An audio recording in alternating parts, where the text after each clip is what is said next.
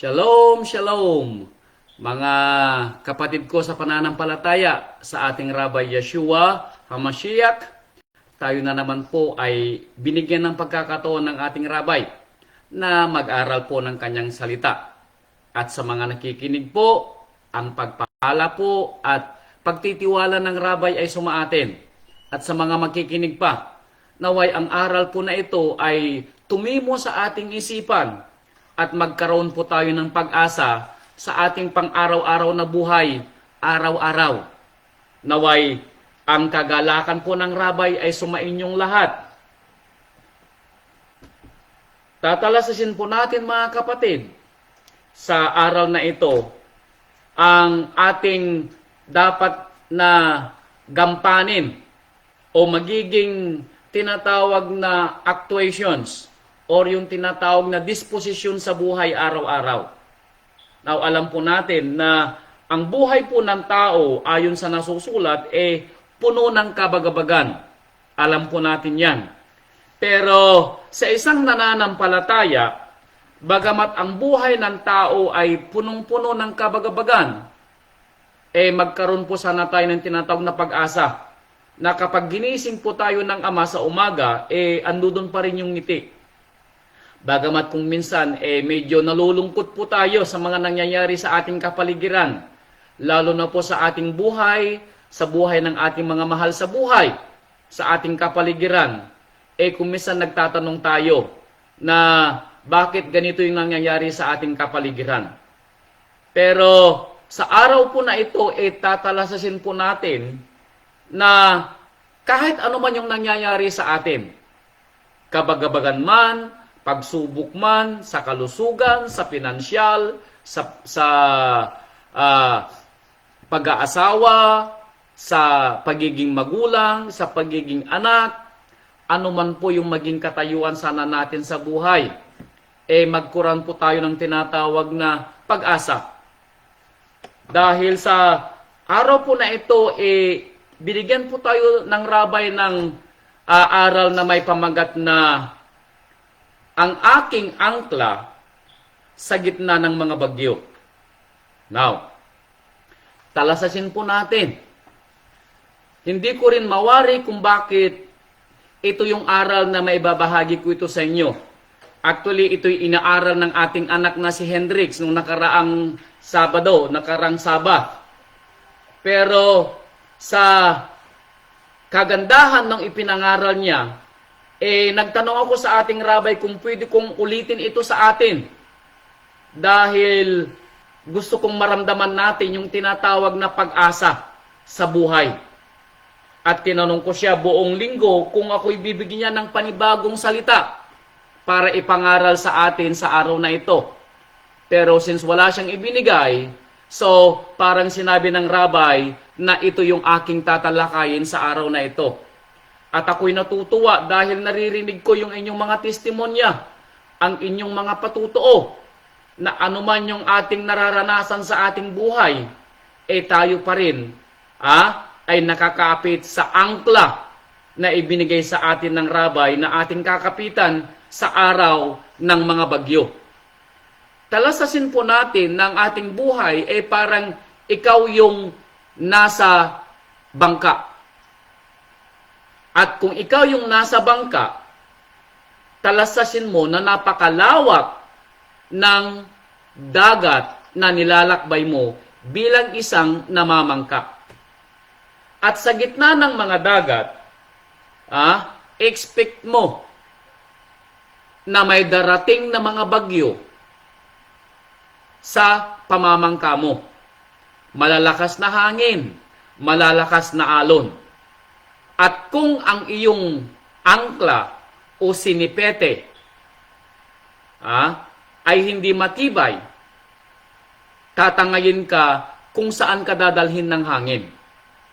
Pero sa aral natin ngayon mga kapatid, manatili sana ang ating angkla, yung ating sinipete, yung ating katatagan sa buhay, lalong-lalo na sa kalagitnaan ng mga bagyo. Now, hindi mawawala ang bagyo sa ating buhay. Hindi mawawala ang mga ipo-ipo. Pero ang tanong, saan tayo pupulutin pagkatapos ng bagyo? Saan tayo dadalhin? Or anong magiging itsura natin? Or ano yung magiging katauhan natin pagkatapos na daanan tayo ng mga ipo-ipo? Pagkatapos na daanan tayo ng mga baha? Pagkatapos na subukin tayo ng mga kalamidad sa buhay? Mananatili pa rin ba tayong nakahawak sa ating angkla? So talasasin po natin, napakadali po ang bumitaw. Pero ang tanong, bibitaw ka ba sa angkla na ibinigay sa iyo ng rabay? Or kung may angkla kang iba, maliban sa rabay, ang tanong, gaano ka nagtitiwala sa angkla na hinahawakan mo sa darating na bagyo sa buhay mo? Kaya talasasin po natin mga kapatid, naway ang aral pong ito maging pag-asa po sa isang kapatiran na nakikinig. Yung isang kapatirang nakikinig na mabibigyan ng pag-asa ay sapat na po sa rabay. Dahil nasusulat na kung ikaw daw ay may 100 tupa at isa sa iyong mga tupa ay nawala. Ang sabi ng rabay na tanong niya, hindi mo ba iiwan ang siyam na tupa at hahanapin mo yung nag-iisang nawawala? At sinabi ng rabay na kung nahanap mo yung nag-iisang tupa, ang kagalakan mo ay sobra-sobra. Actually, sabi ng rabay, ikaw ay magpapasabi sa iyong mga kakilala at mga kaibigan na ikaw ay maghahanda dahil nahanap mo ang iyong isang tupang nawawala. Ang sabi ng rabay, ganun din ang kaligayahan at kagalakan sa kalangitan na tinitirhan ngayon ng Ama kung may isang nakikinig na mabibigyan ng pag-asa sa kanyang salita. Kaya talasisin po natin mga kapatid, naway ikaw yung mabigyan ng pag-asa. Lalo na ngayon, baka nakakaramdam ka ng tinatawag na unos, bagyo, ipo-ipo, baha, o malakas na hangin, hurricane dito sa Louisiana, storm naman sa California, tornado, kung saan ka man dito sa Amerika. So talasasin po natin mga kapatid. Simulan po natin ang pagbasa sa mga ibinigay na talata ng ating rabay dito po sa aklat ng mga Hebreo. Sulat po ni Apostol Saulo sa mga taga-Hebreo. Hebreo chapter 6 verse 8. Ito po ang sinabi niya. Hebreo chapter 8 verse 6. Hebreo chapter 6 verse 8. Ito ang sabi niya mga kapatid. Page 1449. Aklat ng mga Hebreo, sulat ni Apostol Saulo, chapter 6 verse 18, page 1449. Okay, ang sabi niya rito,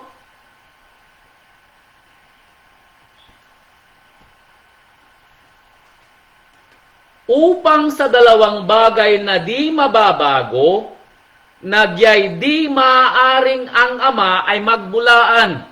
Now, mayroon daw dalawa sa buhay ng tao ang hindi magbabago. Sa mga nananampalataya, talasasin mo, dalawa daw ang hindi magbabago. Una, ang Ama ay di maaaring magbulaan o magsinungaling. Ay magkaroon tayo ng isang matibay na kasiglahan. Tayong nangagsitakas na sumakanlong upang mangapit sa pag-asang nalalagay sa ating unahan. Ano yung dalawang yaon? Na ang Ama daw ay hindi magbubulaan. Ano yung dalawa na ibinigay ng Ama sa atin habang tayo ay narito sa lupa? Bagamat maraming bagyo ang darating sa ating buhay, anong sabi niya? Kasiglahan at pag-asa. Ano man daw ang dumating sa atin, ito daw ay hindi dapat mabago. Dahil ito daw ay galing sa Ama at ito'y hindi pwedeng magbago sa iyo, mawala o kumupas sa iyong pang-araw-araw na buhay. Now, hindi tinatanong ng Ama yung buhay mo kahapon. History na yon. Ang tanong, ngayon at gising ka. Ano bang nararamdaman mo nang gisingin ka ng Ama? Feeling mo ba andudun pa rin yung problema mo? Feeling mo ba nagdadalawang bahagi yung pag-iisip mo? Feeling mo ba nawawalan ka ng tiwala at nawawalan ka ng pag-asa sa nararamdaman mo sa sarili mo? May nararamdaman kang sakit, may nararamdaman kang kung ano man yung hindi maganda sa kalusugan mo.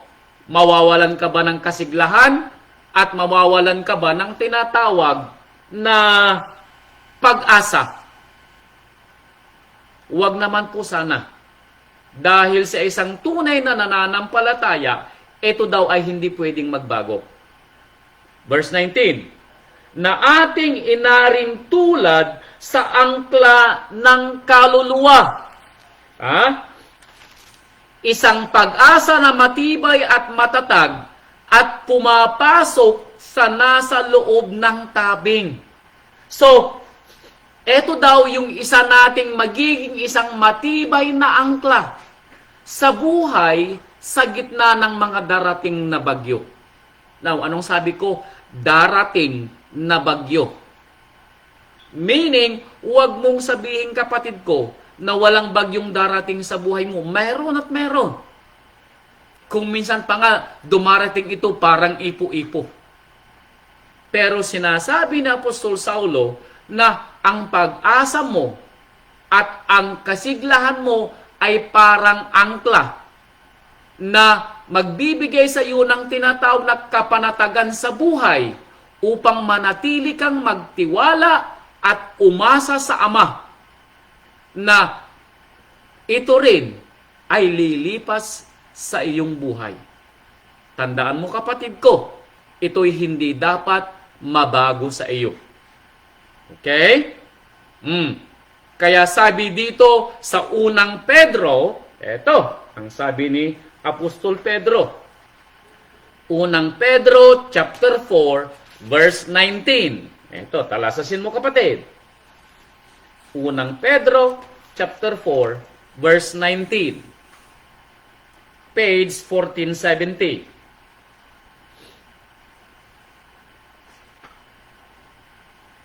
Kaya't ipagkatiwala naman ng nangagbabata. Ano daw ang ipagkakatiwala? Noong nangagbabata, present. Nangagbabata sa kasalukuyan or sa panghinaharap. Ipagkakatiwala mo daw, kapatid, na nakakaranas ng bagyo, sa nakakaranas ng unos, sa mga nakakaranas ng tinatawag na pagsubok sa buhay o tinatawag na pagsubok sa pananampalataya. Anong sabi ni Apostol Pedro? Sa kalooban ng Ama ang kanilang mga kaluluwa. Saan? Sa paggawa ng mabuti sa tapat na lumalang. Ano daw dapat gawin? Sa kalagitnaan ng bagyo na dumarating sa buhay mo, na huwag kang mawala ng pag-asa, huwag kang mawalan ng kagalakan, kundi gamitin mo daw ang kabagabagan na nararanasan mo na iyong binabata para ano? Sa paggawa ng mabuti.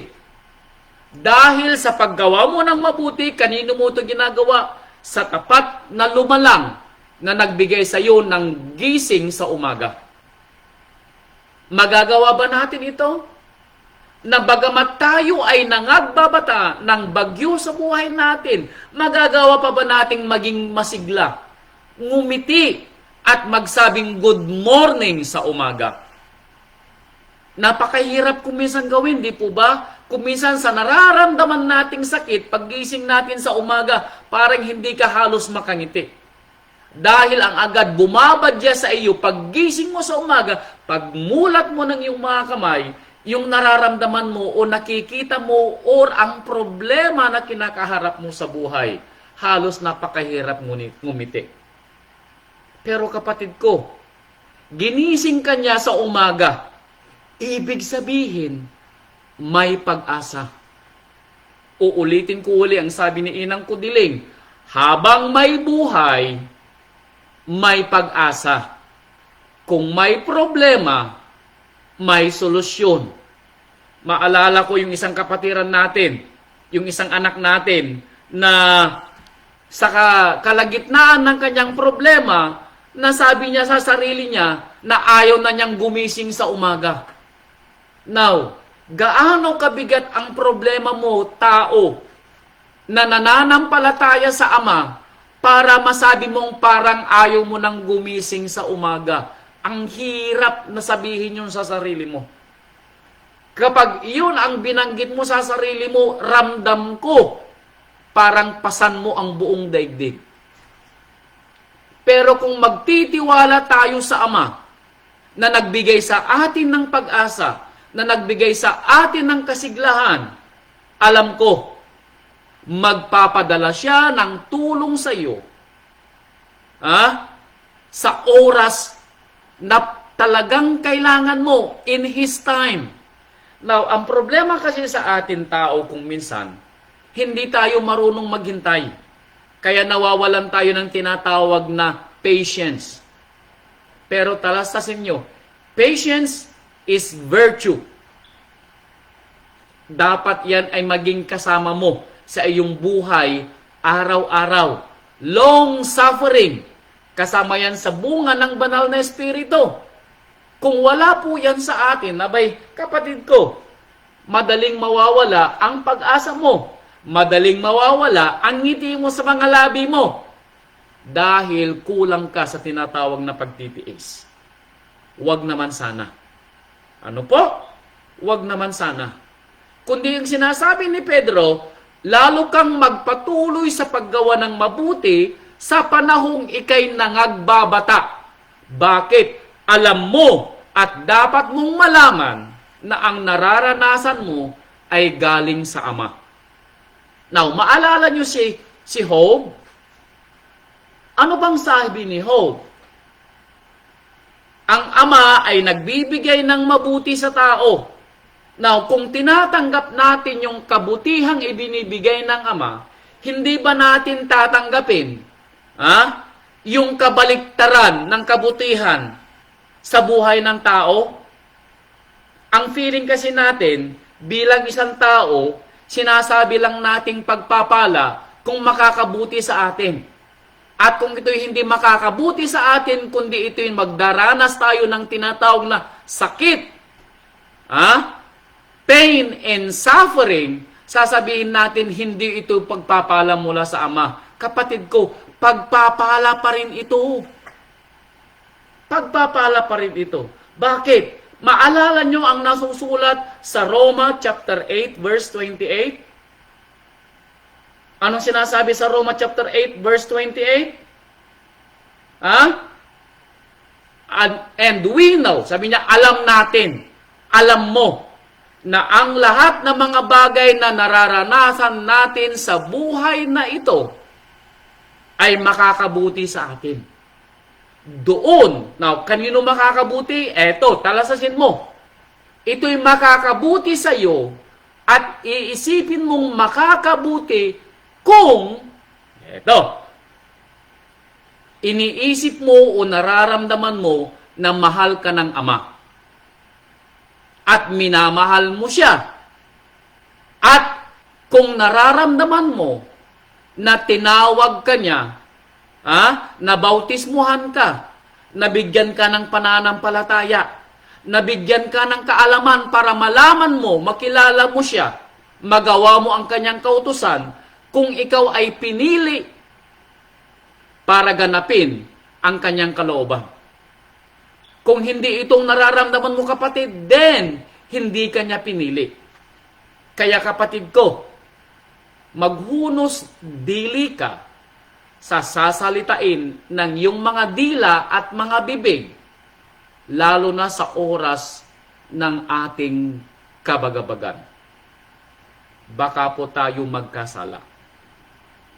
Kaya, talasasin ninyo ang sinabi ni Haring David dito sa pangalawang Samuel nang siya'y sinubok ng ama. Eto. Dito sa pangalawang Samuel, chapter 24, verse 14. Eto.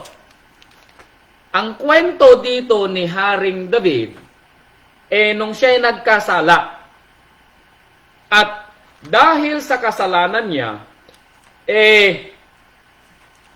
tatlong hatol ang ibinigay sa kanya ng ama na pagsubok o parusa o sinasabi nating unos sa buhay niya. Ito, chapter 24, verse 14 ng pangalawang Samuel. Ito, chapter 24. Ito ang sinabi. Chapter 24, verse 14. Pero itataas natin ang pagbasa sa verse 13 para makilala natin yung tatlong uri ng pagsubok na ibinigay o ibibigay ni Amang Yahweh kay David. Okay, verse 13, page 404. Sa gayoy naparoon si Gad, meaning yung propetang si Gad, kay David, at nagsaysay sa kanya at nagsabi, eto, darating ba sa iyo ang 7 taon na kagutom sa iyong lupain, unang pagsubok, o tatakas ka bang 3 buwan sa harap ng iyong mga kaaway samantalang hinahabol ka nila, ito yung pangalawa, o magkakaroon ba ng 3 araw na pagkasalot sa iyong lupain? 3. Sabi ni Gad, ngayoy muniin mo at dili-dilihin mo kung anong kasagutan ng aking ibabalik doon sa nagsugo sa akin. So nagsugo si Amang Yahweh kay Gad at sinalaysay kay David ang 3 unos na darating sa buhay niya at mamimili siya kung alin dito sa 3 unos na ito ang ibibigay ni Amang Yahweh sa kanya. Now, so, either any of the 3 ay galing kay Amang Yahweh. Huwag niyong sabihin na ito'y galing sa demonyo. No. Pinayagan ni Amang Yahweh ang mga bagay na mangyari ito sa buhay mo. Dahil walang magagawa ang demonyo sa iyo kung hindi pinayagan ni Amang Yahweh. Kaya maghunos dili ka, kapatid ko, sa iyong pananalita sa buhay mo. Now, anong pinili ni David? Eto, verse 14. Sinabi ni David, o David kay Gad, ako'y nasa totoong kagipitan. Totoo, nasa totoong kagipitan si David. Dahil sa kasalanan niya, na mamimili siya ngayon ng 3 unos na darating at dahil sa ginawa niya, hindi lang siya ang magsasakripisyo. Kasama pa rito ang kanyang pamilya at ang kanyang mga nasasakupang mga mamamayan. So, anong ibig sabihin nito? Sa atin pong pagtahak sa buhay, mga kapatid ko, ano man yung magiging desisyon natin, kung naging mali tayo sa ating mga desisyon, at sumama ang ating mga nagiging desisyon, talasasin mo, kapatid ko, hindi lang ikaw ang apektado. Lahat ng mga mahal mo sa buhay na nagmamahal sa iyo, apektado. Kaya maghunos dili ka sa gagawin mo.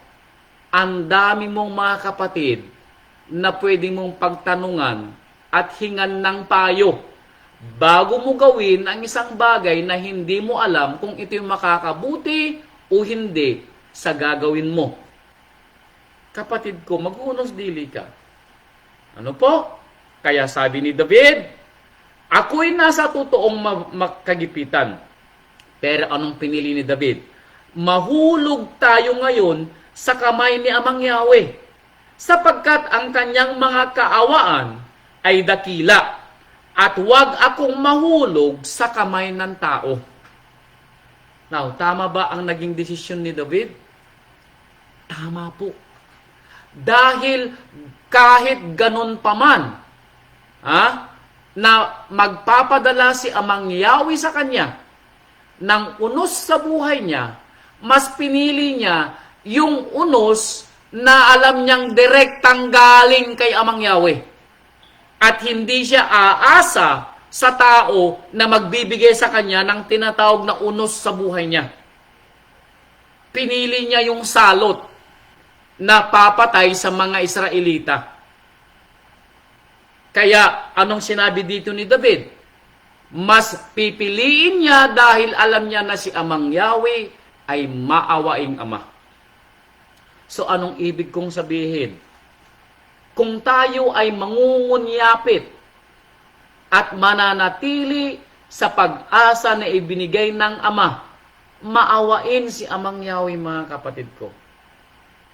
At sinabi niya mismo sa atin, siya yung ating pag-asa. Kaya, talastasin mo itong sinabi niya. Sabi ni Job, chapter 5, verse 6. Chapter 5, Job. Chapter 5, verse 6. Itong sinabi ni Job.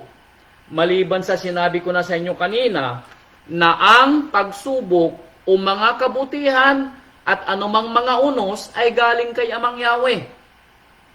Kaya, ito ang sabi ng talastasan ni Job at ni Eliphaz. Eliphaz yung isang kaibigan niya, nang si Job ay nakaramdam din ng pagsubok sa buhay, unos, bagyo. No, hindi bagyo. Ipo-ipo ang naranasan ni Job. Dahil sunod-sunod na dagok ang naranasan niya sa buhay niya. Pero magkaganon pa man din, mga kapatid ko, hindi nawalan ng pag-asa si Iyob.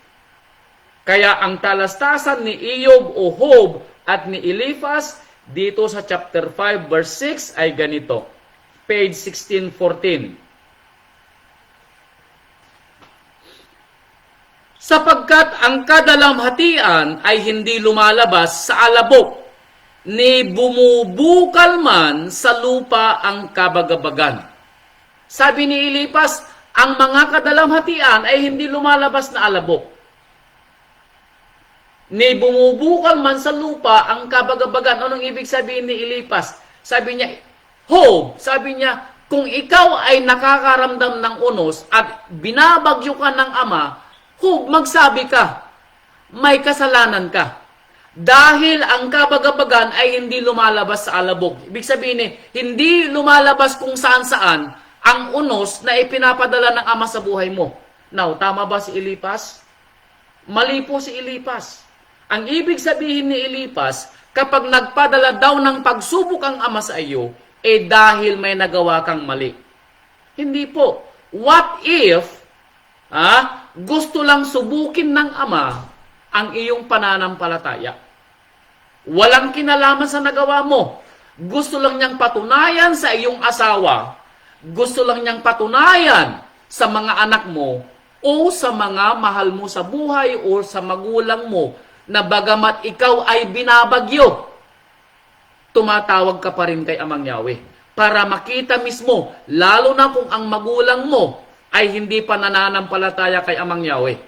Ipapakita mo sa kanya na bagamat ikaw ay binabagyo, hindi mawawala ang tiwala mo kay Amang Yahweh dahil ang iyong kaluluwa ay nakaangkla sa Kanya. Hindi pwedeng matinag anumang bagyo ang dumaan sa buhay mo. Ito ang dahilan kung bakit mali si Eliphaz nang pinaparatangan niya si Iyob. Maaaring ang bagyo na dumarating sa buhay mo ay walang kinalaman sa nangyayari sa iyo o nagawa mo. Katulad nung nangyari kay Iyob. Nasusulat, walang nagawang masama si Iyob. Pero sinubok siya ng ama para patunayan mismo kay Satanas na mayroong isang tao na may buto at may balat at may dugo na pwedeng magtiis sa pagsubok ng ama and yet mananatiling tapat at mananampalataya. Ganito dapat ang magiging actuation natin sa buhay, mga kapatid ko. Ito ang dahilan kung bakit nasulat ang karanasan ni Job dito sa Biblia. Para magmistulang halimbawa ng isang tunay na nananampalataya. Mga kapatid ko, napakadaling kumurap sa pananampalataya. Napakadaling magkaroon ng doubt sa pananampalataya. Narinig nyo yung yung talastas ni kapatid na Romano doon sa kanyang anak na si Nadnad? Nang hindi niya mahanap yung kanyang hinahanap, nagtanong siya kay Amang Yahweh, akala ko ba kapag nagdasal ako kay Amang Yahweh, ibibigay niya kaagad? Doubt yun kaagad-agad. Mayroon ba sa atin? Alam ko mayroon. Dahil ako mismo ay naranasan ko. Nagtanong ako kay Amang Yahweh, hanggang saan yung ibibigay mong tulong, Ama ko? Sabi ko, dahil ako nahihirapan na. Ilang araw na ang binibilang ko nung nagka-COVID ako. Nakikita ko ang asawa ko, nakikita ko ang anak ko. Ako mismo ay nagtatanong, Father, how long? Sabi ko, gaano katagal ang pagliligtas mo? Tinatanong ko si Amang Yahweh. Hindi ako nawalan ng pag-asa, pero tinatanong ko hanggang saan, Amang Yahweh, ang pag-asang hinihintay ko o ang tulong na hinihintay ko. Ganon din tayo, mga kapatid ko.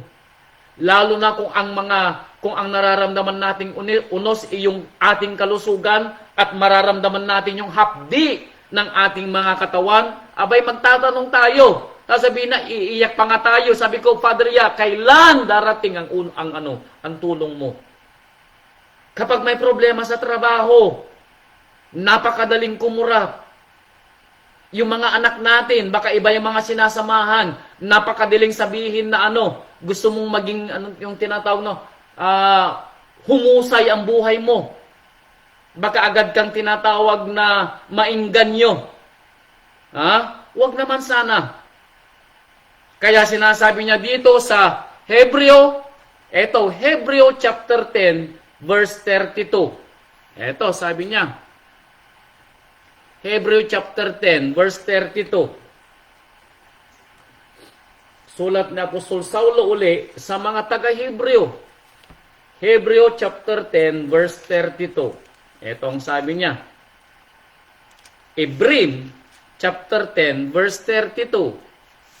Page 1453. Ito ang sabi niya. Datapwat alalahanin ang mga nakaraang araw. O alalahanin mo daw nung nakaraang mga araw. Ano ang aalalahanin mo?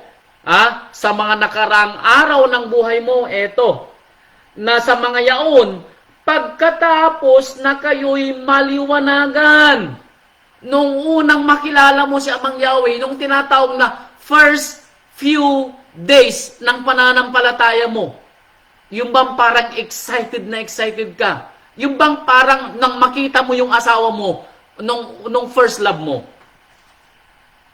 di ba, excited na excited ka? Parang ayaw mo nang hiwalayan yung asawa mo. Makita mo lang siya, tuwang-tuwa ka. Parang yung puso mo, nasa cloud 9. Yung pagtitiwala mo nung mga unang araw na nananampalataya ka kay Amang Yahweh, talagang walang makakatinag sa'yo. Ang sabi ni Apostol Saulo, balikan mo yung araw na yun na parang si Amang Yahweh ang first love mo.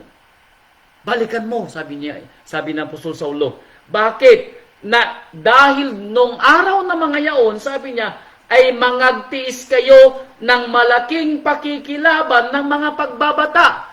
Noong panahon na yun, sabi niya, sinabi mo sa sarili mo na hindi mo iiwanan si Amang Yahweh anuman ang maranasan mo. Dahil feeling mo, napakatibay mo ng mga panahon na yun. Feeling mo, walang pwedeng gumiba sa pananampalataya mo. Kapatid ko, anong nagbago? Kung noon at ngayon, hindi ba dapat lalo kang tumitibay sa mga aral na naririnig mo? At lalo't higit, nakikita mo ang mga propesiya na binabasa at sinasabi ng ating rabay na nangyayari sa kapanahunan mo. Hindi ba dapat lalo kang magtumibay dahil may nakakakita ng mga mahal mo sa buhay na gustong magtiwala kay Amang Yahweh? Kapatid ko, balikan mo, sabi ni Saulo, yung unang pag-ibig mo. Your first love. Nung una kang naliwanagan. Kapatid ko, napakadaling kumurap sa pananampalataya. Yung mga nangyayari sa trabaho mo, Dito nga, nagbigay ako ng exam sa calculus students ko nung nakaraang araw. Akala ko, halos lahat sila papasa. Out of 12, iisa ang pumasa. Sabi ko, we have a problem. After 3 months na nagtuturo ako, wala kayong natutunan. Sabi ko, parang gusto ko ng throw the towel. Sabi ko, hindi tayo magbabago. Sabi ko, walang papasa sa inyo. Napakadali. Yung mga frustrations natin sa ating mga trabaho, baka dadalhin natin at gagawin nating personal. Abay kapatid ko, wag naman sana. Yung trabaho natin, trabaho lang yun, walang personalan. Ang personalan yung may kinalaman sa iyong kaluluwa kung ito'y mapupunta sa kaharian ng Ama or ikaw ay magmamana doon sa impyerno na ipinangako sa mga hindi magtitiwala. Kapatid ko, yun ang personalan. Pero sa trabaho, sa mga hindi mo kapatid sa pananampalataya, hindi personal ang mga usapan doon, mga kapatid ko. Kaya maghunos dili tayo sa ating mga nararamdaman sa buhay. Yung mga tinatawag nating anik-anik sa buhay. Huwag naman sana. Okay? Napakadali. Dahil maalala ko, nung kararating namin dito, Biyernes ng gabi, halos wala ng Pilipino doon sa aming apartment. Biyernes ng gabi, naglipa na kung saan-saan nagsipunta. Dahil Biyernes nga ng gabi. Maraming magyayaya sa iyo. Pero tanong kapatid ko, baka nakakalimutan mo. Sabat mo na yung Biyernes ng gabi. Hindi ka na pwedeng lumabas pa ng bahay para gumawa ng yung tinatawag na kapritso sa buhay. Pwede kang gumawa ng kapritso mo sa buhay, pero huwag mong gagawin Biyernes ng gabi dahil Sabat na yun hanggang paglubog ng araw ng Sabado. Gusto mo mag-shopping? Walang nagbabawal sa iyo mag-shopping. Pero huwag kang magpapadala sa hatak ng mga mahal mo sa buhay na hindi naman nananampalataya. Napakadali. Sabihin sa'yo ng anak mo, o kaya anak mo na hindi nananampalataya, Ma, magpapabinyag ako doon sa apo mo. Pumunta ka naman. Pero dahil may trabaho ako, gagawin ko ng Sabado. Dahil mas mahal mo yung anak mo, sabihin mo siguro, hindi naman siguro kawalan na hindi ako makinig ng aral at hindi pumunta sa kapilya dahil pupunta ako sa birthday o binyag ng aking apo. Napakadali. Ganun lang kasimple yun. O kaya sasabihin sa'yo ng anak mo, may pupuntahan tayo ma, kaya lang sa araw ng Sabado, pero gusto kong sumama ka. Ganun lang kadali mga kapatid ko. At kung nawala ang focus mo, unti-unti, lulubog ka doon sa ginawa mo na hindi ayon sa ipinapagawa ni Amang Yahweh sa iyo. Nangyari ba ito sa panahon ng isang tao? Nangyari. Maalala nyo si Pedro? Now, sino ba si Pedro? Eto. Maalala nyo ang kwento ng ating rabbi nang siya naglakad sa tubig? Eto. Si Pedro nang siya naglakad sa tubig. Mateo chapter 14 verse 30. Ito yung kwento. Ganun lang kadali mga kapatid ko, sabi ko nga sa inyo. At alam nyo kung sino ang magliliko sa ating pananampalataya? Itanong nyo kung sino. Mga mahal natin sa buhay. Pero to be exacto, mga kasambahay. Ang rabay ang nagsabi niyan na sinasabing sa huling araw, ang ating mga kasambahay, ang ating mga magiging kaaway. Ang sinasabi dito, yung mga kasambahay mo na hindi nananampalataya. Totoo yan. Kaya sabi ng rabay, ako'y naparito para papag-awayin ang ama sa anak na lalaki, ang ina sa anak na babae, ang manugang na babae sa manugang sa biyanan, nanay sa anak. Totoo yan. Dahil ang mga nasa kasambahay mo ay hindi parehong nananampalataya sa iyo. Ang tanong, sino ang pipiliin mo at the end of the day? Uulitin ko uli. Hindi ka maililigtas ng anak mo kung hindi siya nananampalataya. Abay siya yung bulag na sinasabi ng rabay na aakay sa iyo. At kung ikay mabubulag na gaya ng anak mo na hindi nananampalataya at pareho kayo naglalakad sa dilim, pareho kayo mapupunta sa kanal. Ang bulag ay hindi pwedeng mag-akay sa kapwa bulag. Okay? Kaya sinasabi mga kapatid ko, ang magsakripisyo, na ihiwalay ang kanyang sarili sa kanyang mga kapatid, sa mga kanyang mga mahal sa buhay na hindi nananampalataya, ay siyang magiging lingkod ng rabay.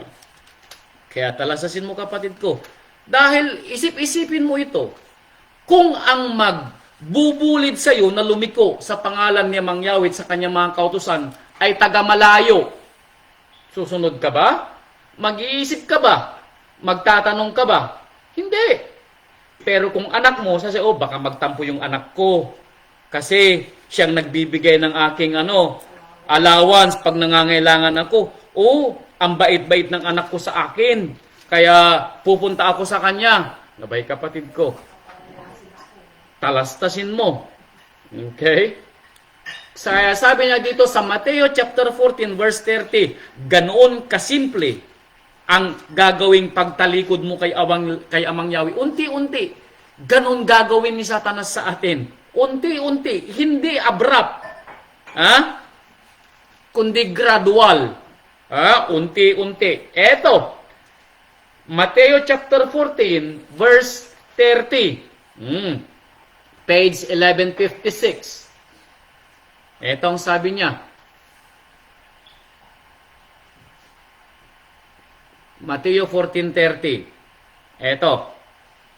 Ang kwento rito ay naglalakad ang ating rabay sa ibabaw ng tubig. Now, nang makita ito ni Pedro, verse 29, itong sabi ni Pedro, at sinabi niya, halika, meaning tinawag siya ng rabay, at lumunsad si Pedro or Kipa sa daong, at lumakad sa ibabaw ng tubig upang pumaroon sa ating Rabay Yeshua.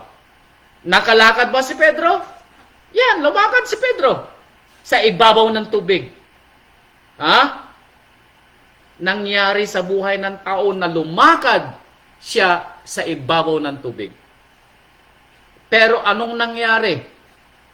Nang naglalakad si Pedro sa tubig, ano ang naramdaman ni Pedro? Verse 30.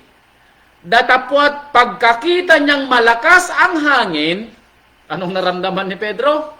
Natakot siya. Nawalan siya ng focus doon sa ating rabay. And then naramdaman niya yung hangin. Nang maramdaman niya ang hangin, nagkaroon siya ng takot. At nang maramdaman niya ang takot, anong nangyari? Nagsimula siyang lumubog. At anong sinabi niya? Sumigaw na nagsasabi, Rabay! Guro! Iligtas mo ko. Ganon kasimple ang buhay ng isang nananampalataya sa pagtalikod mo sa iyong pananampalataya. Na hindi mo namamalayan. Ang nangyari, naging busy ka sa pagtingin mo sa unos na dumating sa buhay mo. Ginawa mong personal. Meaning siya na lang ang iniisip mo. As if hindi na matatapos ito sa buhay mo. As if katapusan na ng pananampalataya mo. As if katapusan na ng buhay mo. Kapatid ko, wag naman sana. Dahil ang pag-asa at kasiglahan na ibinigay ng rabay sa iyo ay hindi nagbago. Hindi nagbago. Kaya sabi niya dito sa Hebreo chapter 10 verse 33. Hebreo chapter 10 verse 33. Eto. Hebreo chapter 10 verse 33, page 1453. Eto, ang sabi niya. Nauna ay naging isang katawa-tawa dahil sa mga pagkasiphayo at gayon din sa mga kahirapan at sa ikalawa ay naging kasama ng mga inaring gayon. Now, anong sinasabi dito ni Apostol Saulo? Na ang pagkasiphayo at kahirapan ay kasama sa buhay. Pero sabi ni Saulo, ito'y sana'y maging isang katawa-tawa. Meaning parang hindi mo iniinda.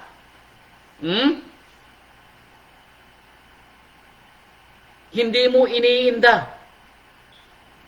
Kundi inaari mong ganap ang mga kahirapan at pagkasipay mo ning tinatanggap mo ng maluwag sa dibdib mo. Yung bang parang welcome sila sa iyo. Dahil hindi ka maaano ng dumarating na pagsubok sa buhay mo. Bakit? Ini-expect mong mangyayari sa iyo eh. Kaya kapatid ko, kung hindi mo ini-expect na may bagyong darating sa buhay mo, maghahanda ka ba? Hindi. Kasi hindi mo expected na may darating na bagyo sa buhay mo. Parang sa iyo to.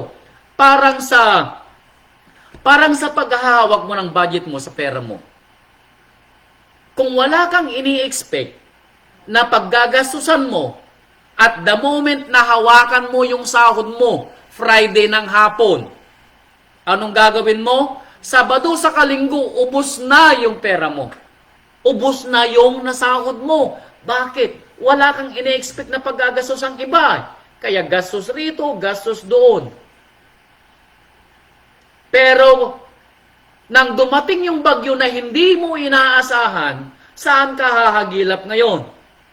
Utang dito, utang doon. Baka ang mangyari, mangutang ka pa ng interesan. Ganon kasimple ang buhay, kapatid ko, na pwede kang lumiko dahil sa hindi mo pinaghandaan ang bagyo sa buhay mo. Kapatid ko, bagyo, unos, ipo-ipo, darating sa buhay mo. Huwag mong kumbinsihin ang sarili mo na walang darating, kapatid ko. Pero ang tanong, anong gagawin mo pag dumating sa iyo ang bagyo? Dahil kung hindi ka naghanda at hindi mo inaalala ang sinabi ng rabay sa iyo sa pagtitiwalang ibinigay niya sa iyo na pagpalain ka dahil nakilala mo ang kanyang pangalan, pinagpala ka niya na ipakilala niya sa iyo ang pangalan niya, na kung makikilala mo ang kanyang pangalan at tunay ang pananampalatayang nararamdaman mo, then nakaangkla ka sa kanya dahil mayroon kang pag-asa at mayroon kang pagtitiwala dahil sa galak na mararamdaman mo. Pero kung ito'y wala sa iyo, anong mangyayari sa iyo? Sa hindi mo pag-alala sa mga aral na iniaral sa iyo. Parang katulad mo ay sumahod sa buong isang linggo and then 2 araw lang nilustay mo ng buo. O sabi ng asawa ko, 1 oras lang daw. Hindi na umabot kinaumagahan. Totoo. May kakilala ako nun sa Pilipinas. Pagkasahod ng Biyernes ng hapon, kinaumagahan, ubos na. Ganon ba tayo bilang isang nananampalataya? Hindi. Dahil kung itong gagawin natin at sa bawat bagyo or hindi bagyo kundi anong tawag dito? Yung kunting tapik sa buhay, agad nawawala ka sa wisyo. Abay kapatid ko, nakalimutan mo yung aral. Kaya ang nangyayari sa iyo, eto. Dahil nakalimutan mo yung aral,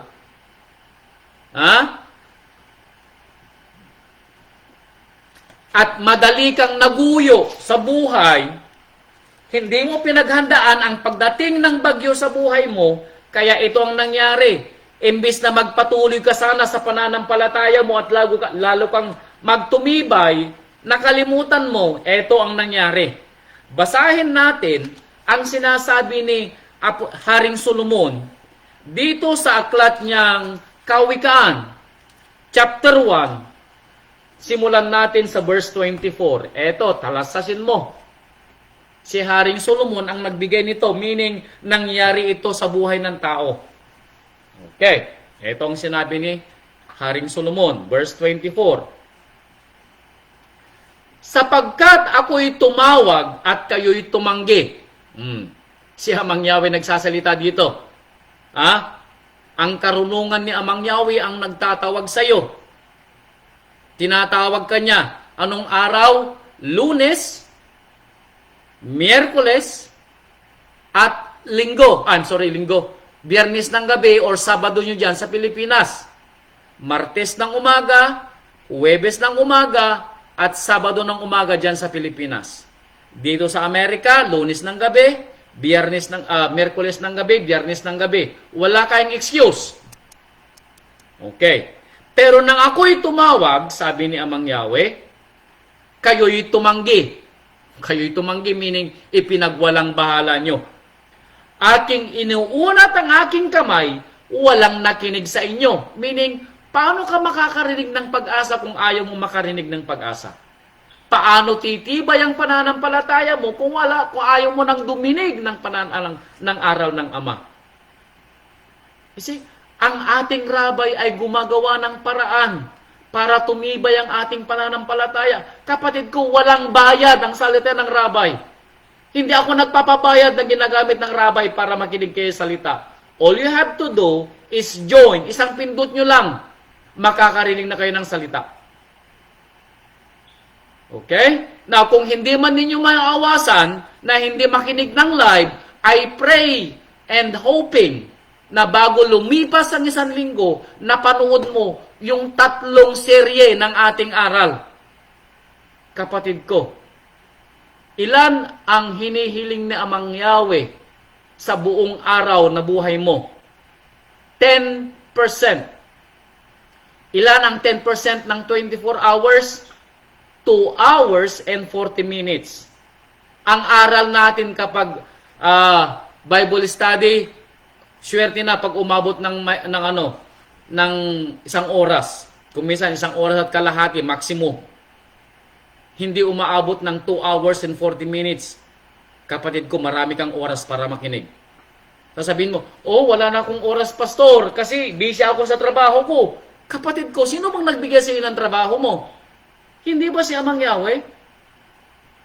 Now, ang hinihiling lang ni Amang Yahweh sa iyo is 2 hours and 40 minutes. And you have the rest. Pero kung minsan, pati sa oras ng ating dinadaya pa natin si Amang Yahweh, kaya nasusulat sa Malakyas. Dinadaya niyo ako, sabi ni Amang Yahweh. Okay? Kaya ang sabi dito, sabi niya, nang aking iunat ang aking kamay, walang nakinig sa inyo. Kundi inyong iniuwi sa wala ang buo kong payo. Iniuwi mo daw sa wala yung kanyang mga payo. Now, ito naman yung mga nakakarinig, pero nakakalimutan ng mga payo at hindi ibinubuhay sa kanilang sarili, kaya nakakalimutan yung aral. Huwag naman sana. Bakit? At hindi ninyo inibig ang aking saway. Hindi daw ninyo inibig. Instead na matuwa kayo dahil mapapanuto sana ang buhay ninyo, buhay natin, abay lalo tayong nagre-rebuild at umaayaw sa saway ng Ama. Kaya anong mangyayari? Ako naman ay tatawa sa kaarawan ng inyong kasakunaan. Tatawa daw si Amang Yahweh pag dumating yung unos sa buhay mo. Ako'y manunuya pagka ang inyong takot ay dumarating. Now, anong klaseng takot ang darating sa atin? Eto, verse 27. Pagka ang inyong takot ay dumarating na parang bagyo. Dumarating na parang bagyo. At ang inyong kasakunaan ay dumarating na parang ipo-ipo. Bagyo, ipo-ipo. At pagka ang hirap at hapis ay dumating sa inyo. Wow!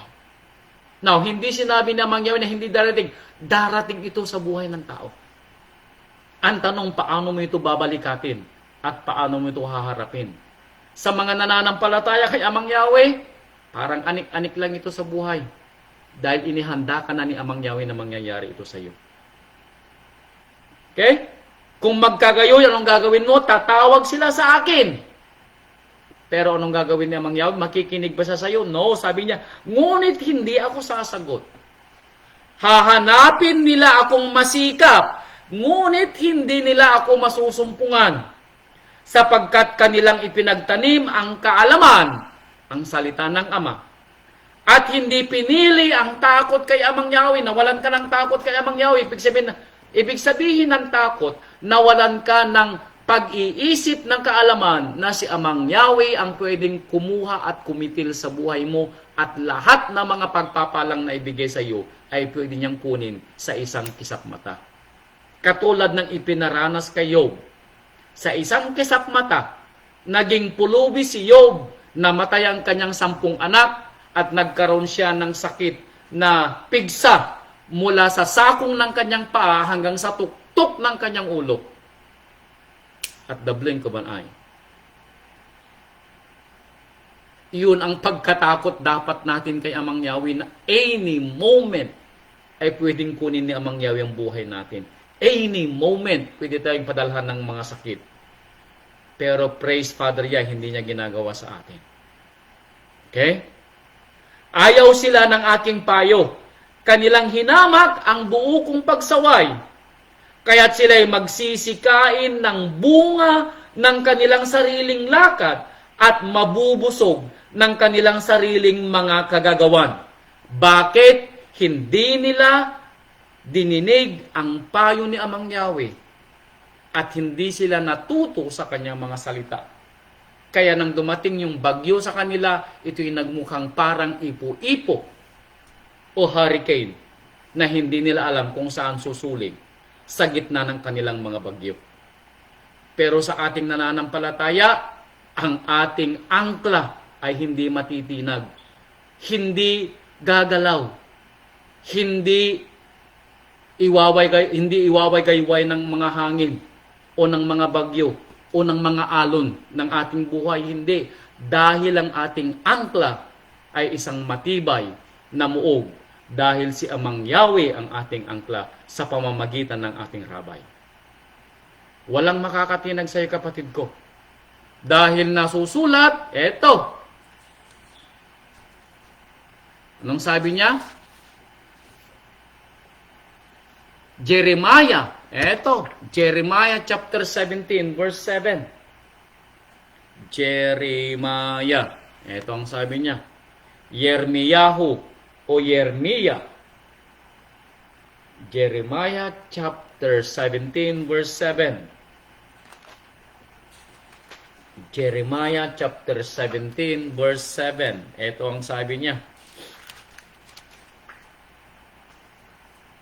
Jeremiah chapter 17 verse 7, page 854.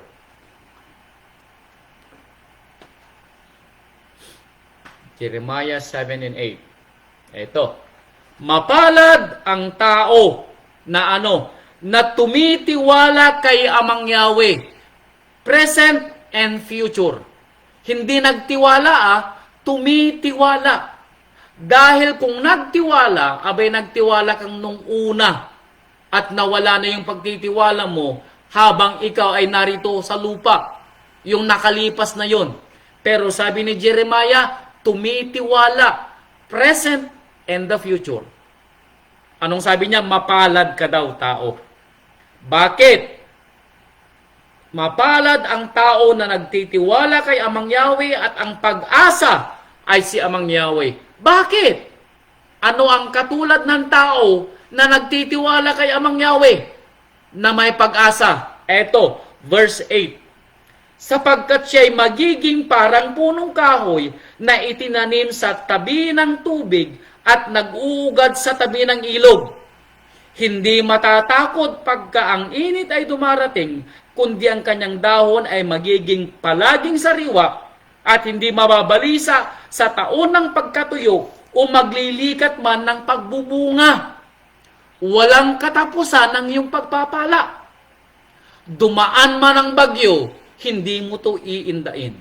Dumaan man ang ipo-ipo, walang bearing sa'yo. Dahil katulad mo ay punong nakatanim sa tabi ng tubig. Sabi nga ni Ate Bilin kanina, Psalm 23, si Amang Yahweh ang aking pastol, hindi ako magkukulang. Hallelujah. Financially, emotionally, physically, spiritually, anything na kailangan mo tao bilang mabuhay ng mapayapa at maayos dito sa lupa, wala kang kukulangin. Kung magtitiwala ka kay Amang Yahweh at ang iyong pag-asa ay si Amang Yahweh. Hindi ka mawawalan ng sigla sa buhay mo, kapatid ko, ano man ang dumating sa iyo. Dahil ang pag-asa mo si Amang Yahweh. Kaya kapatid ko, huwag kayong mawala ng pag-asa or matakot sa mga kaaway ng buhay, yung mga pagsubok na dumarating sa atin, manatili tayong matibay sa ating pananampalataya. Kaya ito ang sabi ni Saulo sa mga tunay na nananampalataya. Unang Korinto chapter 15 verse 58. Ito. Anuman yung mga danasin ninyo, problema sa asawa, problema nyo sa asawa, kumbaga, huwag nyo gawing personal. Asawa nyo yan. Hindi nyo na mapapalitan. Unawain nyo. Yun ang dapat nyong gawin. Dahil hindi nyo pwedeng palitan ng asawa nyo. Dahil nanumpa kayo na inyong magiging asawa habang panahon, habang buhay. Di ba, darling? Unawain nyo asawa ninyo. Humingi kayo kay Amang Yahweh ng dagdag na pasensya, dagdag na pangunawa, at ipanalangin nyo na baguhin ang asawa ninyo. Sabihin nyo sa asawa nyo na kasamahan kayo sa pakikinig sa mga salita ni Amang Yahweh at babaguhin niya ang pananaw ng asawa mo. Ganon din sa mga anak ninyo. Wala kayong magagawa sa mga anak ninyo, ipakita nyo kung paano mamuhay ng tama bilang isang nananampalataya at dagdagan nyo ng dasal. Yun ang pwede nyong gawin. Huwag nyong problemahin ng buo dahil hindi nyo mababago ang isang tao kung hindi aayusin ni Amang Yahweh ang buhay nila. Si Amang Yahweh ang kabalikat mo, kapatid ko. Ipaubaya mo kay Amang Yahweh lahat ng mga agam-agam mo. Di ba narinig mo na yan?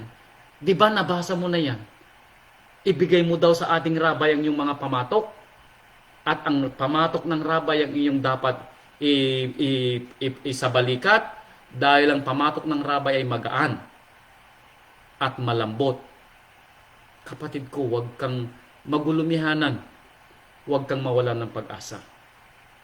Kaya sabi na Apostol Saulo, unang Korinto chapter 15 verse 58, page 1371, etong sabi niya, kaya nga mga kapatid kong minamahal, kayo'y magsitatag, immovable, hindi matitinag ang iyong angkla, ay si Amang Yahweh. Ang iyong angkla ay si Yahshua Messiah. Huwag kang matitinag. Magsitatag, huwag makilos, na laging sumasagana sa gawa ng Mesyas. Ano ba ang gawa ng Mesyas? Gawa ito ng iyong mga kamay. Ito ang gawa ng Mesyas. Hindi mo na makikita ang gawa ng Mesyas maliban sa gawa ng iyong mga kamay na pinaghaharian ng rabay sa iyong sarili.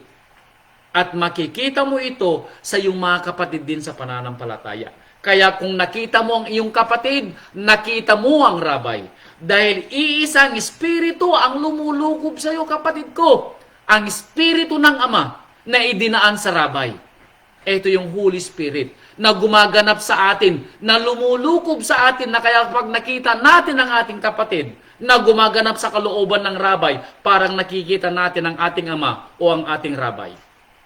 Dahil sila ay gumaganap ayon sa espiritu na lumulukob sa kanila mula sa Ama, katulad din ng espiritu na lumulukob sa iyo. Ito'y galing sa Ama. Kaya dapat mula sa Ama ang lahat ng iyong mga gawa. Katulad ng ating rabay ay pumunta dito sa lupa. Kaya sabi ni Saulo, laging sumasagana sa gawa ng Mesyas. Yamang nalalaman ninyo na hindi walang kabuluhan ang inyong gawa. Kanino hindi walang kabuluhan? Kanino walang kabuluhan? Sa ating Mesaya. Ano man daw ang ating ginagawa, gawin natin alang-alang kanino? Sa ating rabay. So bawat salita natin, bawat gawa, isipin natin, gawa ito ng rabay. Ibig sabihin, huwag nating ikahiya ang ating mga gawa dahil gawa ito ng rabay. Ikahihiya natin ang ating mga gawa kung ito'y hindi ayon sa salita ng rabay na iniwan niya sa atin bilang isang alaala ng isang tunay na isang nananampalataya. Kaya kapatid ko, huwag mong bigyang kahihiyan ng pangalan ng rabay. Kaya nga, tinatawag tayong Yahwista ng mga nakakilala sa atin dahil isinasabuhay natin si Amang Yahweh. Kaya tinatawag tayo sa kanyang pangalan. Tayo yung Elohim na ginawa ni Amang Yahweh dito sa lupa. Ha? Pag sinabi kong Elohim, tayo yung representante niya na gumagawa ng kanyang gawa. Okay? Huwag niyong bigyang ibang kahulugan yung sinabi kong tayong Elohim. Tayo ang representante ng Elohim na parang Elohim tayo dito sa lupa na gumaganap ng kanyang gawa. Dahil nasusulat din na gagawin niya tayong Elohim. Pero hindi Elohim na kasing katulad ng pagka-Elohim niya. Ang ating rabay ay Elohim din, pero hindi siya kasing katulad ng pagka-Elohim niya dahil meron siyang pagka-karakteristik ng isang Elohim. Tayo din ay may pagka-karakteristik ng isang pagka-Elohim. Bakit? Kung nasa atin at pinaghaharian tayo ng kanyang banal na espiritu. Then, may pagka-karakteristik tayo ng pagka-Elohim. Maliwanag po yan, ha? Huwag niyo pong bibigyan ng ibang katuturan. Okay? Sunod. Saan ba tayo tumigil? Unang Korinto, ano? Okay, eto. Hebreo. Kaya ito. Hebreo chapter 12, verse 15. Eto. Hebreo chapter 12, verse 15.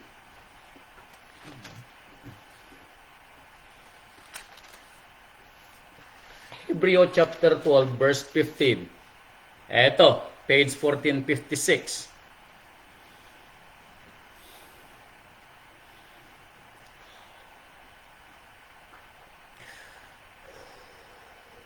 Hebreo chapter 14, chapter 12 verse 15, ang sinabi ko chapter 12 verse 15, page 1456. Eto.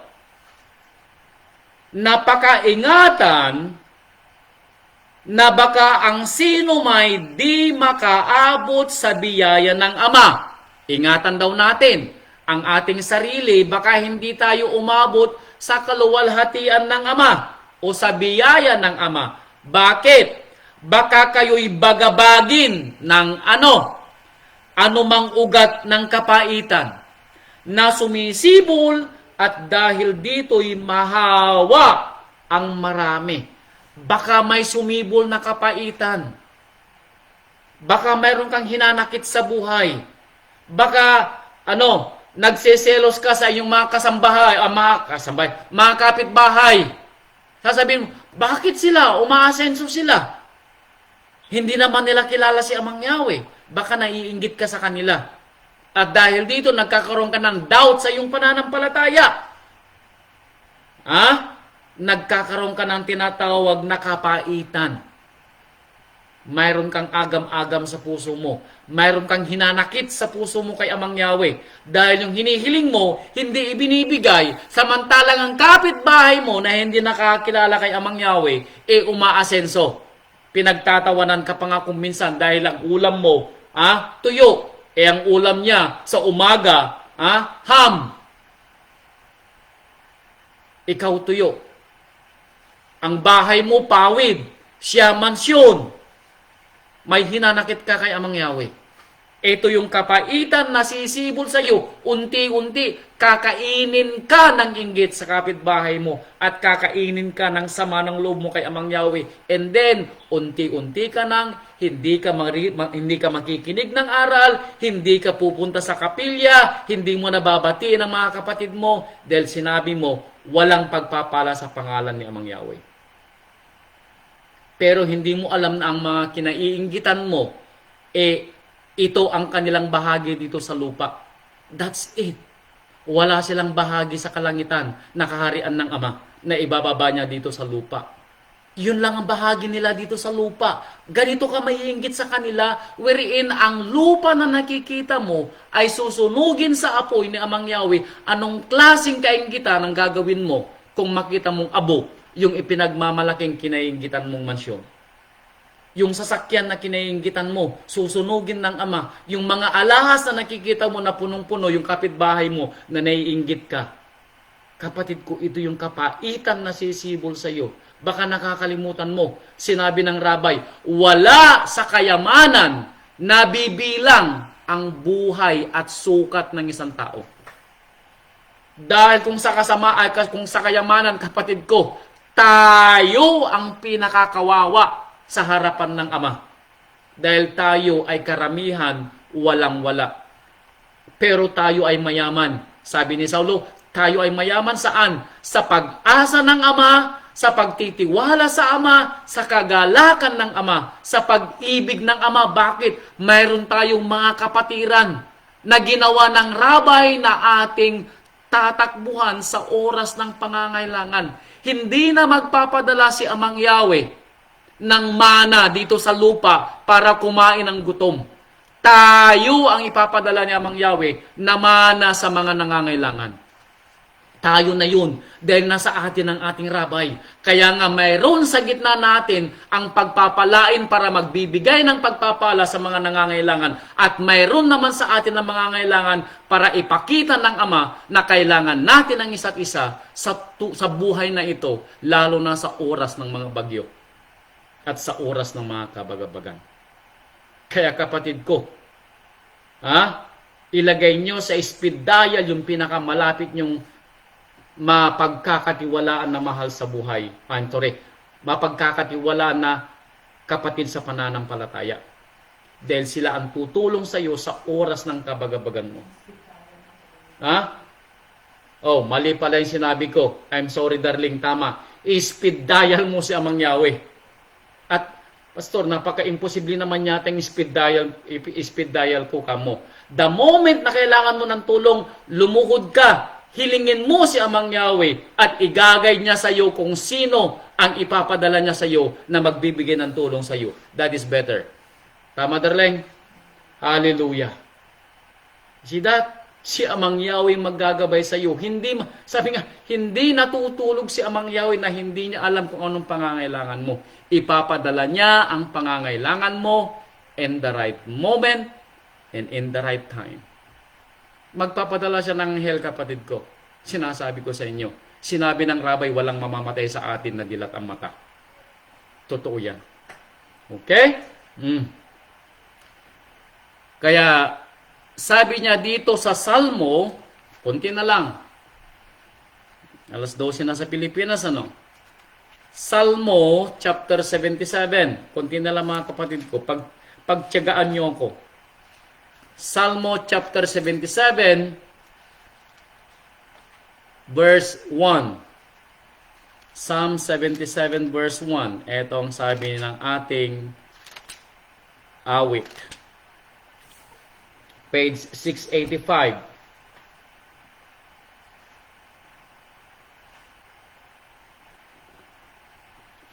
Ako'y dadaing ng aking tinig sa Ama.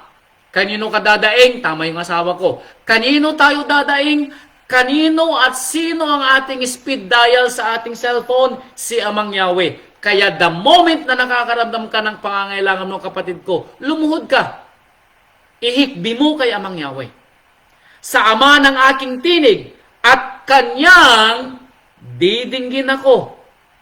Sa kaarawan ng aking kabagabagan ay hinahanap ko si Amang Yahweh. Ang kamay ko'y nakaunat sa gabi at hindi nangangalay. Tumatangging maaliw ang aking kaluluwa hanggat wala si Amang Yahweh. Dahil naalala ko ang aking Ama at ako'y nababalisa, ako'y nagdaramdam at ang puso ko'y nanglulupaypay. Etong nararamdaman natin, di ba? Pero kanino tayo hihingi ng tulong at kanino natin iuunat ang ating mga kamay na hindi mangangalay? Kay Amang Yahweh. Wait! And I say, wait. Huwag kang mawalan ng pag-asa. Ilang araw, hindi ko alam. Sa akin, 12 araw o 14 yata. Kay Daniel, 21 days. Sa iyo, buwan, taon, si Hana. Ilang taon nagdasal si Hana bago lumabas si Samuel na kanyang anak na hiningi kay Amang Yahweh. Taon. Si Abraham, ilang taon siya nung pinanganak Si Isaac, 99 years old at 90 si Sarah. Hindi sila nawalan ng pag-asa. Kapatid ko, hindi natutulog si Amang Yahweh na hindi niya alam ang pangangailangan mo. Ha? Hinihintay lang niya, tinitignan lang niya kung hanggang saan ang pagtitiis na kaya mong batahin sa paghihintay sa hinihiling mo. Okay? Hallelujah. Sunod. Joshua, chapter 1, verse 9. Sa paghihintay mo, sa iyong pagbabaka dito sa lupa. Parang narinig ko ito kanina. Ito yata yung binasa kanina ni kapatid na Winalyn. Joshua, chapter 1, verse 9. Joshua, chapter 1, verse 9. Ito ang sinabi niya. Sinabi ni Amang Yahweh kay Josue, o Yehoshua, o Joshua.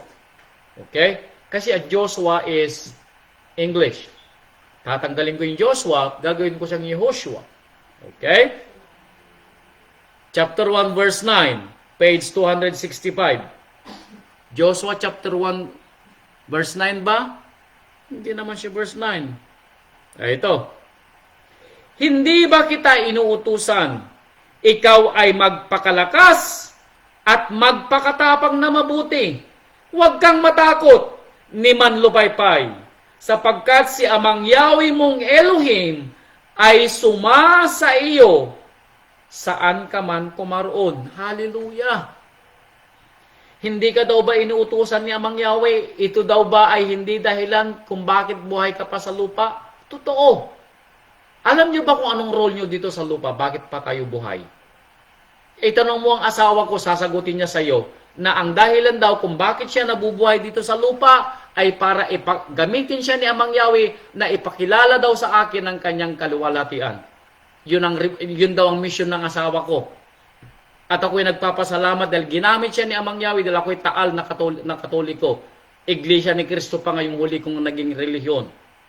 At talagang ipinaglalaban ko ang aking relihiyon ng ako'y Iglesia ni Cristo. Okay? Pero salamat sa ating Ama na biyayaan ako ng kanyang pagpapala.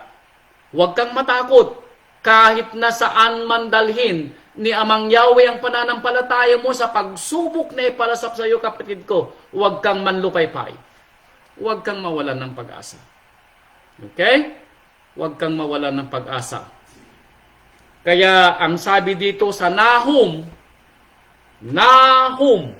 halos nasa dulo na. Nahum, chapter 1, verse 7. Etong sinabi ni Propeta Nahum, page 1034. Kunti na lang mga kapatid ko, pagtiyagaan nyo ko. Nahum, chapter 1, verse 7. Ang Ama ay mabuti. Now, pag sinabing ang Ama ay mabuti, lahat ng kabagabagan na dumarating sa buhay mo, kung galing ito kay Amang Yahweh, mabuti ito sa iyo. Lahat ng bagyo na dumarating sa iyo, lahat ng nararamdaman mong mga kasukasuan sa kalusugan mo, galing kay Amang Yahweh ang pagsubok sa iyo. At ang sabi ni Propeta Nahum, mabuti si Amang Yahweh. Okay? Ang Ama ay mabuti, katibayan sa kaarawan ng kabagabagan. Siya daw dapat ang katibayan mo. Siya daw dapat ang iyong angkla. Siya daw yung tatakbuhan mo. Siya ang speed dial mo. At nakikilala niya yaong nangaglalagat ng tiwala sa Kanya. Kilala daw ni Amang Yahweh yung mga nananampalataya sa Kanya. Kaya nang dumating sa puntong itinapon ko yung mga gamot ko nung ako'y na may COVID, sabi ko kay Amang Yahweh, sa iyo ko magtitiwala. Hindi sa gamot na aking pinagbibili. At hindi nga naglukat, hindi naglikat, dumating yung tulong na hinihiling ko kay Amang Yahweh.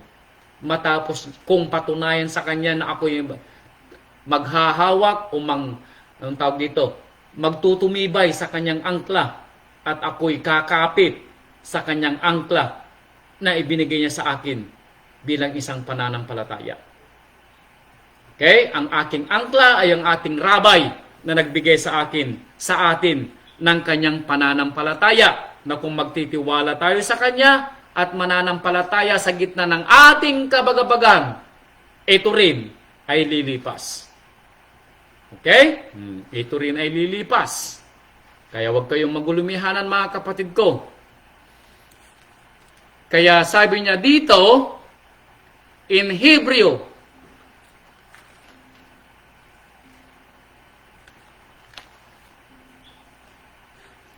Hebrew chapter 10. Ito ang sinabi ni Apostol Saulo sa mga tunay na nananampalataya.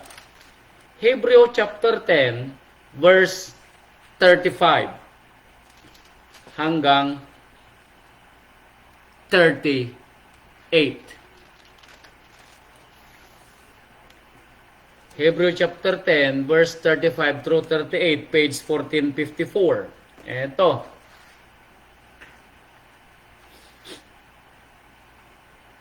Huwag nga ninyong itakwil ang inyong pagkakatiwala. Ano man yung kabagabagan mo sa buhay, ano man yung unos, bagyo, or ipo-ipo na nararamdaman mo, lalo na sa kalingkingan ng mga sakit na nararamdaman mo sa kasukasuan ng iyong kalusugan at pangangatawang pisikal. Huwag mong itakwil ang inyong pagkakatiwala. Dahil ang ating pagtitiwala ay may dakilang gantimpala. Ano? Ang buhay na walang hanggan. Sapagkat kayo'y nangangailangan ng pagtitiis. You see that? Dahil tayo daw ay kailangan ng pagtitiis. Kaya tayo sinusubok ng Ama para tayo mabigyan at ma-exercise natin yung ating pagtitiis. Upang kung inyong magawa ang kalooban ng Ama sa gitna ng kabagabagan, ay magsitanggap kayo ng pangako. Hallelujah. At anong pangako? Sapagkat sa madaling panahon, kailan? Sa madaling panahon, siyang pumaparito ay darating at hindi magluluwat. Sino? Ang ating rabay. Ngunit ang aking lingkod na matuwid ay mabubuhay sa pananampalataya. Sino ang bibigyan ng gantimpala ng rabay na dumarating na hindi magluluwat? Ang kanyang lingkod na nabubuhay dahil sa pananampalataya. At kung siya ay umurong, ay hindi kalulugdan ng aking kaluluwa. Pag ikaw daw ay umurong, hindi ka daw kalulugdan ng kanyang kaluluwa. Kaya idagdag ko ang verse 39. Ngunit tayo'y hindi doon sa mga nagsisibalik sa kapahamakan, tumatalikod sa pananampalataya, lumalamig, nawawalan ng pag-asa, nawawalan ng pagtitiwala, kundi nagkaroon ng mga doubts sa kanilang pananampalataya. Sa pag-asa nila sa rabay at sa pag-asa nila sa Ama, nawalan sila ng pagtitiwala. Pero sabi ni Saulo, hindi tayo kasama doon sa mga nagsiurong, kundi doon tayo daw ay kasama saan? Sa mga may pananampalataya. Hanggang saan? Hanggang sa ikaliligtas ng ating kaluluwa. To the end. Kaya kapatid ko, ang pagsubok, wala yan sa atin. Dahil ang ating angkla ay matibay sa gitna ng mga bagyo. Kaya,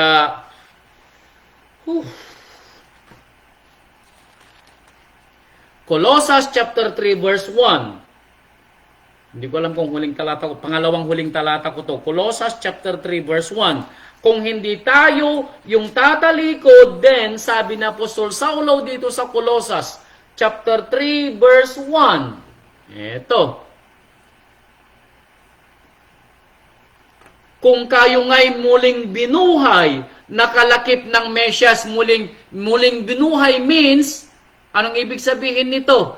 Tayo ay mula sa hindi nagtitiwala, tayo ay mula sa walang pag-asa, tayo ay mula sa walang, anong tawag dito? Kagalakan. Tayo ngayon ay may kagalakan, may pagtitiwala, may pag-asa. ito yung ating buhay, muling binuhay dahil sa pananampalataya natin sa ating Mesyas.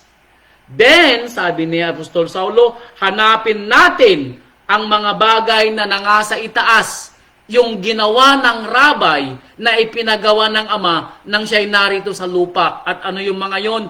Ang kanyang kautusan at ang kanyang mga mabubuting gawa. Na kinaroroonan ng Mesyas na nakaupo sa kanan ng Ama. Dahil kung ang rabay ay nakaupo sa kanan ng Ama na nagmana sa pagpapala ng Ama, after na sinubok siya ng Ama, tayo din ay magiging tagapagmana ng Ama dahil tatawagin din niya tayong anak na magmamana ng kanyang kaharian. Kaya mga kapatid ko, huling talata ko ito. Marcos chapter 13 verse 37. Huling talata ko ito para sa ating lahat. Payo at isang pag-asa at isang babala. Marcos chapter 13 verse 37. Ito. 1337. Page 1201. Ito. At ang sinasabi ko sa inyo, sabi ng rabay, ay sinasabi ko sa lahat. Kanino galing ang salitang ito? Sa ating rabay. Ang sabi ng rabay, ang sinasabi ko sa inyo, sa kanyang mga alagad, ay sinasabi niya sa lahat, sa mga nakikinig at babasa ng kanyang salita. Anong sinabi niya? Mangagpuyat kayo sa araw ng inyong buhay dito sa lupa. Mangagpuyat means watch kung ano ang ating mga nagagawa at mga nasasalita. Sana tayo ay hindi yung mawalan ng pag-asa. Sana tayo ay hindi yung tatalikod. Sana tayo ay hindi man lalamig sa ating pagtitiwala sa rabay na siyang ating angkla sa gitna ng mga bagyo. Dahil tayo ay yung mga tinatawag na tunay na nananampalataya. Mga kapatid ko, ito ang aral na ibinigay ng rabay sa atin. Salamat sa kanyang pagpapala. Salamat sa kanyang pagtitiis. Salamat sa kanyang kagalingan at pangunawa. At tayo ay nabiyayaan na magtiwala sa kanyang pangalan, manatili sa angkla na ibinigay niya sa atin, na maging matibay sa pananampalataya sa gitna ng mga bagyo at sa gitna ng ating mga kabagabagan. Tayo po ay may pag-asa at galak sa ating rabay. Hallelujah! Katulad ng ginawa ng babaeng ito, siya ay nasa gitna ng kanyang mga bagyo at sa tingin niya ay wala ng katapusan ng unos sa kanyang buhay. Pero nang dumating ang tulong mula sa katauhan ng rabay, nagtanong ang rabay sa kanya kung mananampalataya siya at mayroon yung tinatawag na pagpapatawad ay hihilingin niya bilang pagpapakumbaba at pagsisisi sa kanyang mga nagawang kasalanan. Kaya't nung siya patawarin ng rabay, sinabi ng rabay sa kanya, humayo ka at huwag ka nang magkasala. Mula sa araw na yaon, ang babaeng ito ay naging isang mabuti at tapat na lingkod ng rabay. Kaya nang siya nabigyan ng pagkakataon para patunayan naman kung gaano niya pinahalagahan ang ibinigay na angkla ng ating rabay na kanyang hahawakan at tatawaging pinakamuog ng kanyang buhay dahil sa kanyang pananampalataya at pagtitiwala sa rabay, kinuha niya yung pinaka-importante at pinakamahal na pag-aari niyang material. Isang boteng pabangon nardo na ayon sa kwento ay nagkakahalaga ng 1 taong sahod. Pero hindi po niya ito pinanghinayangan. Ibinuhos niya po ito ng buong buo at walang itinira. Ibinuhos niya sa rabay. At sinabi ng rabay, siya'y gumawa ng mabuti. Dahil inihanda ng babaeng ito. Sa pagbuhos niya ng pabango sa ating rabay, inihanda niya ang katawan ng rabay sa kanyang kamatayan. Kaya sinabi ng rabay, kung kayo mangangaral ng mabuting balita Ano yung mabuting balita na ibinigay ng rabay natin ngayon? Ang ating angkla sa gitna ng mga bagyo ay ang ating pagtitiwala at pananampalataya sa ating rabay na kung tayo ay tatawag sa Kanya sa oras ng ating kabagabagan, ang ating Ama ay sasagot at ang tulong ay ipapadala sa atin in His time. Kaya tayo po ay huwag makikilos sa ating buhay dito sa lupa dahil nasa atin ang rabay at pinaghaharian tayo ng banal na Espiritu ng Ama. Kaya sinabi ng rabay, kung kayo mangaral ng mabuting balita, isabihin ninyo ang ginawa ng babaeng ito bilang isang alaala sa kanya. Hallelujah! Mga kapatid ko, ito po yung aral natin sa araw na ito. Salamat po sa mga nakinig at sa mga makikinig pa. Naway may nakuha po tayong aral. Naway ang ating aral ay maging pag-asa sana natin sa ating buhay. Lalo na po sa ating mga nararamdamang pagsubok at kung tayo man po ay nakakaranas ng tinatawag na bagyo o unos o kabagabagan sa ating buhay. Pagpalain po kayo ng rabay at ang inyong mga kahilingan ay ibigay ng rabay ng madali upang hindi magtagal ang inyong mga tinatawag na kabagabagan. Hallelujah! Tayo po ay manalangin.